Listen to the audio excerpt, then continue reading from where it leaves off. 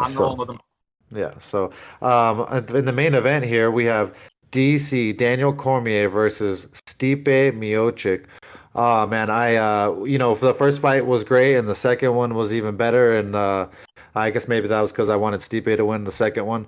But it's on this fight, I just think that DC's heart is a little. He's not that he's out of MMA, but he's got so much and so many endeavors and so many things going on that sometimes it's distracting when DC or Cormier, when Stipe has, he's a firefighter, but we all know firefighters get time. They get time to work out. They get time to rest. They get time to recover. They get a lot of good treatment. They get good food brought to them from the community.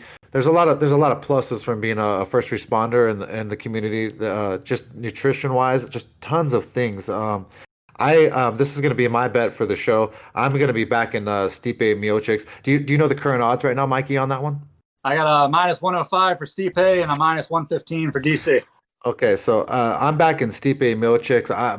Stipe, I just think that he's just a little bit younger. He's got a better chin in my eyes. Standing, his wrestling is been proven to be substantial enough to not to stuff DC. So I think that Stipe's a negative 105 is pretty much a gift. So I'm going to be throwing down that 1.05 units to win one. But it's not that that's my opinion. But what about you, Mikey? All right, so forgive me, I jumped the gun earlier. It's my first show. I thought we were going to start off with me, and my bad. That's my bad. But I'll get back into all that stuff right now. That's okay. I'm right with Stipe Miocic. I'm picking him to win the fight outright. But this fight, there's so many other angles that you can go into. If we're talking specifically DraftKings right now, I touched on it earlier. $8,200, I can get Stipe. That's a fantastic price for him. A guy who averages 92 points, 116 points in his last fight against DC. Problem is, in this fight before that with DC, I think he only scored about like 16 or something like that. But we all know the eye poke. That was a little weird. For Daniel Cormier, $8,000, averages 87 points, scored 101 points in a loss. He is going to get locked into so many of my lineups this week just because of that. The fact that his average is as high as it is. And what I was saying earlier, I think it makes a lot of sense. I wouldn't bet both of these guys on the same card if you're only betting against your friends or if you're only doing one or two lineups. But if you're a guy like me who plays a lot of lineups up and down in different plays, both of these guys are going to appear in the same lineup maybe once or twice just because of everything that I just said. But with Daniel Cormier, if this fight goes according to plan for him, he's going to cash out huge. If it doesn't, it's almost even better because they might go into a 5-round war. You can't, predicting the knockout, I don't know. But one thing I noticed in the first fight between these guys is everyone talks about the 4th round body shot comeback for Stipe. No one ever talks about the 2nd round. In the very beginning of the 2nd round, Stipe comes out. He throws 2 huge knees right up the middle to DC. And all that wrestling that happened in the 1st round for DC that he had so much success with went right out the window as soon as those 2 knees went up his body. He looked at him like he just got hit by a truck, and he was gassed after that pretty much. That's when all the sloppy brawling started. So after that round, Stipe came out in the 3rd. He was really, full of life energy, and then he ended up gassing out a little more until the finishing sequence. But I mean, my God, this fight has so much potential for scoring points. I'm super excited. What do you have as far as like question marks for these guys? Do you have anything? Is anything that you're worried about? To me, it just Daniel Cormier. He lives such a lush lifestyle now, man. Guys that get comfortable. You see with Dana White even.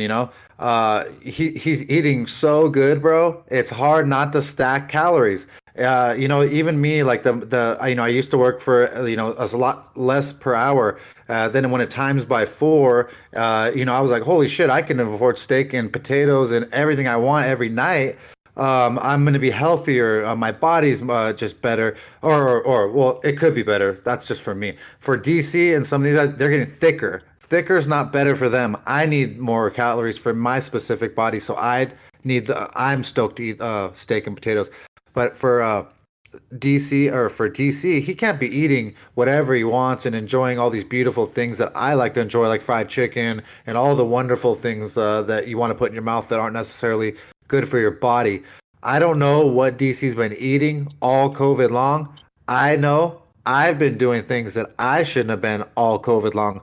I don't even drink alcohol, and I've drinking more alcohol during COVID than I've ever have since high school. So that shows you, I don't know. I don't know what DC's eating. I don't know how clean his body is, and that's his cardio has been questioned later in the rounds. And so if he eats those knees and his cardio's less than it was last time when he was ready, I'm gonna be worried for him even lasting that long, taking that damage. I don't know. That's why I'm stoked to bet Stipe. I think that at negative 105, it's an absolute gift for me in the sense I love it. That's why I'm betting it, and it's just my pick. So I can't wait to see this fight because it's gonna just prove a lot and might be the best heavyweight we have in a long time. Yeah. Plus, with DC, I mean, I want to touch on the eye injury for Stipe, but before we get into that, you can't ignore that history is against DC right now. The older fighter who loses the second fight goes into the trilogy, almost always loses that fight. And not just that, I mean, not for nothing, DC historically throughout his career, kind of always that second place guy. The college, Olympics, going into MMA, even at 205, he was never like, the real champ. Yeah, he beat Stipe, but let's be real. It was after an eye poke. It was in the clinch. Who knows? Like, I don't know. I don't know if I give that as much weight as I give to Stipe's win over him. Yeah, I totally agree. Yeah, it is the smaller cage though. He has the ability to push him up against it. He has the ability to take him down. At 41 years old, he might have been up over 260 though. He's probably been trying to lose weight this whole camp. I haven't seen him like with his shirt off yet at the weigh-ins, but it's hard for me to believe that he's in better shape at 41 than he was pre-knockout at 40. For me, it's gonna be a Stipe night. Well, awesome.